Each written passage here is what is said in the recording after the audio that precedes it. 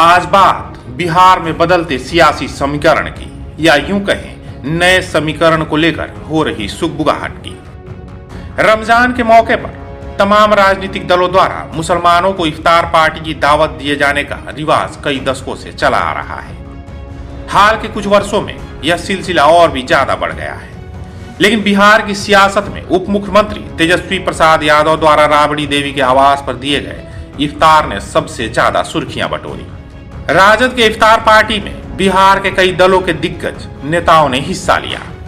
वहीं आरजेडी के इफ्तार पार्टी में बिहार में बड़े राजनीतिक बदलाव के संकेत भी देखने को मिले। करीब 9 साल बाद जन अधिकार पार्टी के मुखिया पप्पू यादव ने राबड़ी आवास में कदम रखा।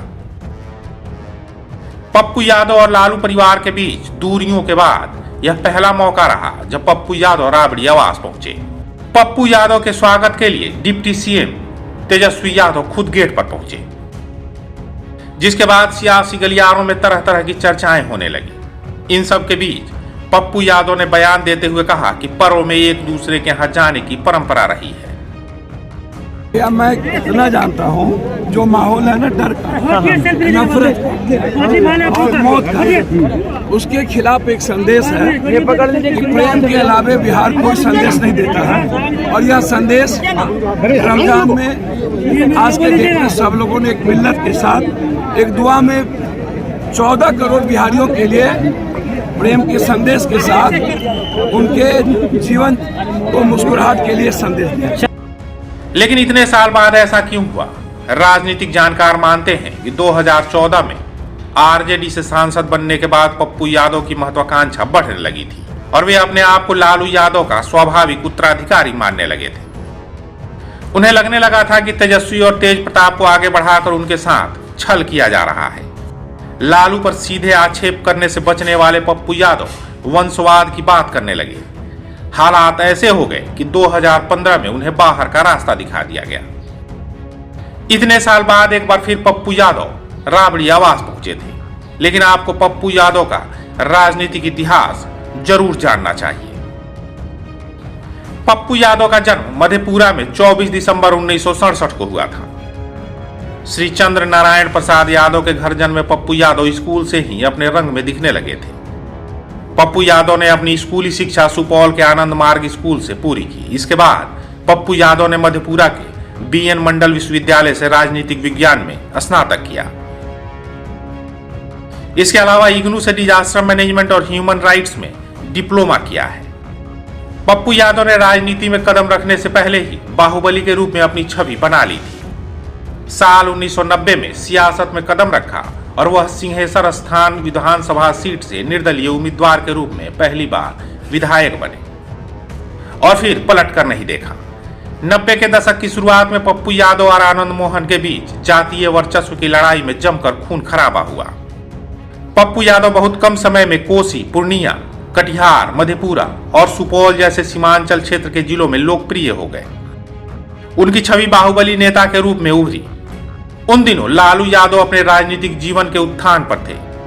उस समय जिस व्यक्ति ने उनके मिशन को सफल होने के लिए सबसे परफेक्शन IAS, UPSE और BPSC फाउंडेशन क्लासेस के लिए समर्पित संस्थान। यहां आपको UPSE selected and interview appeared faculties द्वारा गाइड किया जाता है। Separate batches for Hindi and English medium. 65वीं और 64वीं BPSC एग्जाम में 69 और 107 रिजल्ट्स एवं 66वीं BPSC एग्जाम में 131 रिजल्ट्स हासिल किया है perfection IAS team. Perfection IAS, कुमार टार, बोरिंग रोड, पटना। अधिक मदद की वह थे पप्पू यादव। इसके पीछे यह वजह थी कि लालू यादव और पप्पू यादव दोनों दलित और पिछड़ों पर केंद्रित राजनीति कर रहे थे। यही कारण था कि पप्पू खुद को लालू का उत्तराधिकारी मानते थे। यह बात अलग है कि पप्पू की मंशा पूरी नहीं हुई।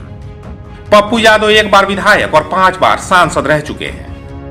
कहा जाता है कि साल 1990 का बिहार एक ओर लालू यादव के मुख्यमंत्री पद पर ताजपोशी का गवाह बन रहा था, तो दूसरी ओर बिहार की राजनीति में बाहुबली पप्पू यादव का भी सियासी उदय हुआ था। निर्दलीय उम्मीदवार के रूप में 1991, 96 और 1999 में 3 बार पूर्णिया से और राजद के टिकट पर 2 बार 2004 और 2014 में मधेपुरा से सांसद बने। 5 बार सांसद रहे पप्पू यादव उस समय चर्चा में आए थे जब 14 जून 1998 में माकपा विधायक अजीत सरकार की हत्या के मामले में उनका नाम आया। 24 मई 1999 को पप्पू यादव को गिरफ्तार किया गया था। पप्पू यादव के 2019 लोकसभा चुनाव के एफिडेविट के मुताबिक उन पर 31 आपराधिक मामले दर्ज हैं। वहीं 9 मामले में चार्जशीट दाखिल हो चुकी है। वहीं उनके जेल में रहने के दौरान भी कई कहानियां हैं। कहा जाता है कि बेऊर जेल में उनके ऐशो आराम में कोई कमी नहीं थी। पप्पू यादव की बैरक पर एक बार छापा मारा गया तो उनके जूते से मोबाइल फोन बरामद किया गया था, जिसकी डिटेल में कई नेताओं के साथ तत्कालीन बिहार के मुख्यमंत्री लालू यादव के निजी सचिव के नंबर पर भी बात होने की डिटेल सामने आई थी। जिसके बाद सुप्रीम कोर्ट के आदेश पर पप्पू यादव को दिल्ली की तिहाड़ जेल में शिफ्ट किया गया था और जेल में पप्पू यादव पर अंकुश लगाने के लिए तिहाड़ जेल में पहली बार मोबाइल जैमर लगाया गया था। पार्टी विरोधी गतिविधियों में शामिल होने के बाद आरजेडी ने पप्पू यादव को पार्टी से निकाल दिया। इसके बाद पप्पू यादव ने अपनी जन अधिकार पार्टी बनाई और 2019 के लोकसभा चुनाव में मधेपुरा सीट से चुनाव लड़ा, लेकिन वो हार गए। वहीं 2020 के विधानसभा चुनाव में भी उनकी पार्टी कुछ खास नहीं कर सकी। लेकिन बिहार में बदलते समीकरण को देखते हुए पप्पू यादव और लालू परिवार के बीच बड़ी दूरियां अब कम होती नजर आ रही हैं। माना जा रहा है कि इस कदम के जरिए भी महागठबंधन खुद को मजबूत करने की कोशिश करेगा। वहीं पप्पू यादव को भी महागठबंधन का साथ मिलेगा, जो उनके लिए भी फायदेमंद साबित हो सकता है। ऐसी और कहानियों को सुनने और देखने के लिए कलम इंडिया का हौसला बढ़ाएं। हमारे चैनल को सब्सक्राइब करें। वीडियो पसंद आए तो लाइक और शेयर करें। अगर आपके पास कोई सुझाव हो तो हमें कमेंट बॉक्स में लिखें, या फिर ऐसी ही कोई और कहानी सुनना चाहते हैं तो आप हमें कुछ इनपुट्स के साथ जानकारी साझा करें।